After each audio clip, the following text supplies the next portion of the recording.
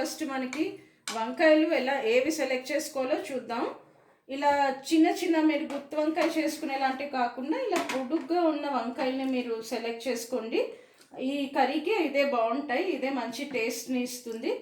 So వంకాయల తర్వాత next మనకి కావాల్సింది ఏంటంటే పకోడా కావాలి. సో మేము ఆల్రెడీ ముందే ప్రిపేర్ చేసుకొని పకోడా పెట్టేసుకున్నాం, ఎందుకంటే వీడియో కొంచెం లెంగ్త్ ఎక్కువ అయిపోతుందని. అందరికీ పకోడా ఎలా చేసుకోవాలో తెలుసు కాబట్టి మేము మళ్ళీ అదే ప్రాసెస్ని చూపించట్లేదు. నార్మల్గా మీరు ఎలా ఇంట్లో పకోడా చేసుకుంటారో అలాగే చేసుకోండి. కాకపోతే గట్టిగా పకోడా చేయకండి, కొంచెం సాఫ్ట్గా పకోడా చేసుకోండి. పిండి అనేది టైట్ కాకుండా కొంచెం లూజ్గా కలుపుకొని పకోడా వేసుకుంటేనే ఈ కర్రీకి మంచి టేస్ట్ వస్తుంది. దీంతో పాటు నెక్స్ట్ మనకి ఇంకా ముందే ప్రిపేర్ చేసుకోవాల్సినది ఒక మసాలా ఉంది. ఆ మసాలా ఇది మా మమ్మీ చూపిస్తారు. మమ్మీ ఏ మసాలా ఏంటేంటి మనకు కావాలి అనేది చెప్పు. చెక్క, లవంగ, యాలకులు, కొద్దిగా సాజీరా, కొద్దిగా కొబ్బరి. ఓకే, ఎండు కొబ్బరి పచ్చి కొబ్బరి వేసుకోవాలి? ఎండు కొబ్బరి. ఎండు కొబ్బరి అంటే పచ్చి కొబ్బరి ఉంటే పచ్చి కొబ్బరి వేసుకోవచ్చు. ఓకే, తర్వాత ఉల్లిపాయలు. తర్వాత కావాల్సిన ఇంగ్రీడియంట్స్ ఉల్లిపాయలు.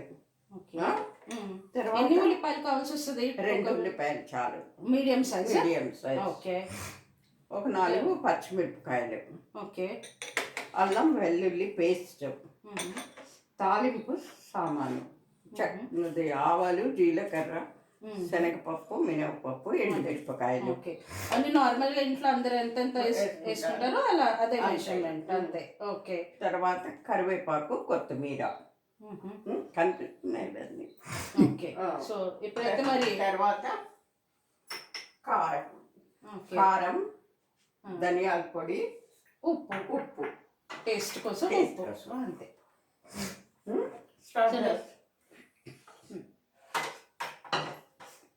సో మరి స్టార్ట్ చేద్దామా? ఓకే, ఇప్పుడు ఒక ప్యాన్ అయితే పెట్టుకొని మనం హీట్ చేసుకుందాం. మేము నాన్ స్టిక్ ప్యాన్ తీసుకున్నాం. మీరు ఇష్టం, మీరు ఏ ప్యాన్ అని తీసుకోండి. కాకపోతే నాన్ స్టిక్ ప్యాన్ తీసుకున్నప్పుడు ఫ్లేమ్ అనేది కొంచెం లోగానే ఉంచుకోండి. హై ఫ్లేమ్లో పెడితే దానిపైన ఉన్న కోటింగ్ అనేది కొంచెం మెల్ట్ అయ్యే ఛాన్స్ ఉంటుంది. సో మీరు ఎప్పుడు లో ఫ్లేమ్లో పెట్టుకొని నాన్ స్టిక్ ప్యాన్స్ని ఎప్పుడైనా మీరు యూజ్ చేయాలి. ఆయిల్ కూడా మనం ఎంత తీసుకోవాలి? ఒక 2-3 స్పూన్స్. నార్మల్గా అందరూ ఎంత తీసుకుంటారో ఇంట్లో అంతేనా, కొంచెం ఏమైనా ఎక్కువ తీసుకోవాలా ఈ కర్రీకి? 4 స్పూన్లు.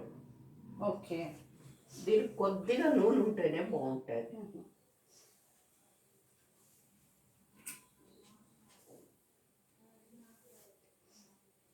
సో 1 by 1 నువ్వు చెప్పేసాయి ఏమేమి వేస్తున్నావో నేను చేస్తున్నాను. ఓకే, కట్ చేసుకోవచ్చు. మనం కావాల్సినంత నూనె వేసుకున్నాము. తర్వాత నూనె వేడెక్కిన తర్వాత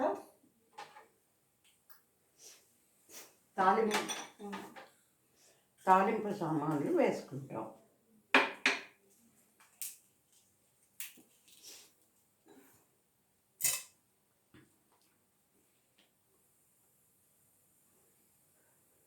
సో మమ్మీ, నువ్వు ఈ రెసిపీని అసలు ఎక్కడ నేర్చుకున్నావు? ఫస్ట్ ఎక్కడ చూసావు?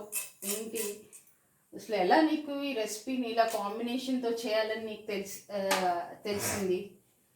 నేను ఒక హోటల్లో తిన్నాను, వైజాగ్లో ఒక హోటల్లో తిన్నాము.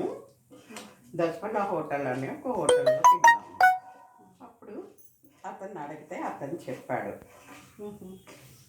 చాలా బాగుంటుంది ఇది. అందుకని నేను అప్పటి నుంచి ఇంట్లో కూడా రెగ్యులర్గా చేస్తాను. ఫ్రెండ్స్ వచ్చినా చేస్తాను. అందరూ కూడా చాలా బాగుంది అనేసి నేర్చుకుంటూ ఉంటారు.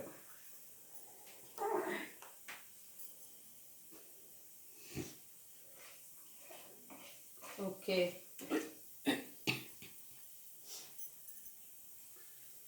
మరి ఈ వంకాయ కాకుండా మనం ఇంకేమైనా కాంబినేషన్స్ని ట్రై చేయవచ్చా? ట్రై చేస్తావా? ఏవి చేయలేదా? ఇంతవరకు చేయలేదు. పకోడీలా మనం ఆయిల్లో ఏమేమి వేసుకున్నాము? ఆవాలు, జీలకర్ర, శనగపప్పు, కరివేపాకు కరివేపాకు, మూడు వేసుకున్నాం అంతేనా? ఎండుమిరపకాయలు. ఉమ్.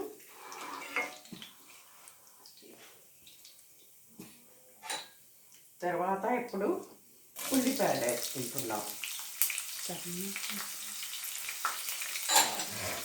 నెక్స్ట్ మనం ఏం వేసుకోవాలి? ఉల్లిపాయలు, ఆనియన్స్, పచ్చిమిర్చి. ఆనియన్స్ వేసుకుంటున్నాం. మీకు పచ్చిమిర్చిలు ఎక్కువ వేసుకోవాలా మమ్మీ, లేకపోతే కొంచెం నార్మల్గా ఒక రెండు ఉంటే నార్మల్గా ఒక 4 వేసుకుంటే సరిపోతుంది. 3-4 వేసుకుంటే సరిపోతుంది.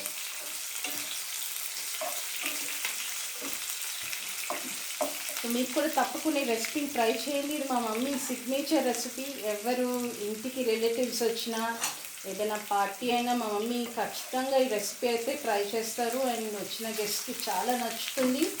అండ్ రీసెంట్గా కూడా మా మమ్మీ వాళ్ళ ఫ్రెండ్స్ వచ్చినప్పుడు ఈ రెసిపీ చేస్తే అసలు కొంచెం కూడా మిగిలలేదు. మేము కూడా తినడానికి కూడా మాకు అసలు కొంచెం కూడా లేదు, అంత ఫుల్గా అందరూ తినేశారు. సో మీరు కూడా ఖచ్చితంగా ఈ రెసిపీని ట్రై చేయండి. It's a different recipe. Normally మీరు ఎవరు అంతగా ఈ కాంబినేషన్ని మరి నేనైతే యూట్యూబ్లో ఎక్కడ చూడలేదు. సో ఫస్ట్ టైం ఒక పకోడీ అండ్ వంకాయ రెండు ఒక వెజిటేబుల్తో కలిపి చేసే ఈ కాంబినేషన్ అయితే చాలా టేస్టీగా ఉంటుంది. ఈ రెసిపీ మీరు తప్పకుండా ట్రై చేసి మా కామెంట్ సెక్షన్లో తప్పకుండా రాయండి. మీకు ఎలా వచ్చింది ఈ రెసిపీ అనేది తప్పకుండా మాకు కామెంట్ సెక్షన్లో అయితే రాయండి. అండ్ మాకు ఈ వీడియో నచ్చితే లైక్ అయితే తప్పకుండా చేయండి ప్లీజ్. ఎందుకంటే మీరు లైక్ చేస్తే ఈ వీడియో ఇంకా చాలామందికి సజెస్ట్ అయితే అవుతుంది. సో మా ఈ రెసిపీని ఇంకా చాలామంది చూసే ఛాన్స్ ఉంటుంది.